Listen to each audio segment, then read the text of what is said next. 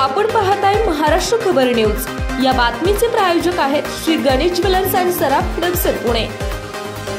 पुण्यात जीबीएसचं थैमान थांबत नाहीये। दिवसागणिक रुग्णसंख्या वाढत चालली। गुरुवारी 3 जीबीएस रुग्णांची भर पडली आहे। त्यामुळे जिल्ह्यातील जीबीएस बाधित रुग्णसंख्या आता 130 वर पोहोचली। यापैकी 20 रुग्ण हे व्हेंटिलेटरवर आहेत, तर आतापर्यंत या आजारामुळे 3घांचा मृत्यू झाला। या संदर्भात आरोग्य यंत्रणा उपाययोजना करते आहे, मात्र तरी देखील नागरिकांमध्ये भीतीचे वातावरण पसरले आहे।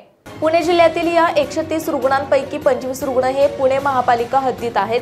74 रुग्ण महापालिका समाविष्ट गावातील आहेत।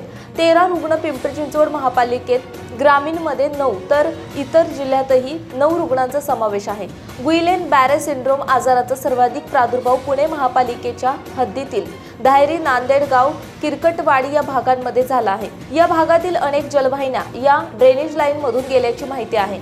यानंतर प्रशासन खडबडून जागे झाले असून खराब जलवाहिन्या बदलणे आणि दुरुस्तीची कामे हाती घेतली आहेत। पुण्यात याआधी जीबीएसमुळे 2घांचा बळी गेला होता। आता पिंपरीत 36 वर्षीय युवकाचा मृत्यू झाला। पिंपरी गुरव परिसरात वास्तव्यास असलेल्या 36 वर्षीय युवकाला 21 जानेवारी रोजी गुइलेन बॅरे सिंड्रोम या आजाराची लागण झाली होती। या रुग्णावर महापालिकेच्या संत तुकाराम नगर येथील यशवंतराव चव्हाण स्मृती रुग्णालयात उपचार सुरू होते।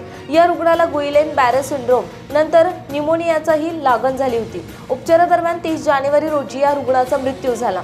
दरम्यान गुइलेन बॅरे सिंड्रोमच्या जीबीएस रुग्णांवर उपचार करण्यासाठी शासकीय रुग्णालयात विशेष व्यवस्था निर्माण करावी, अशा सूचना मुख्यमंत्री देवेंद्र फडणवीस यांनी दिल्या आहेत।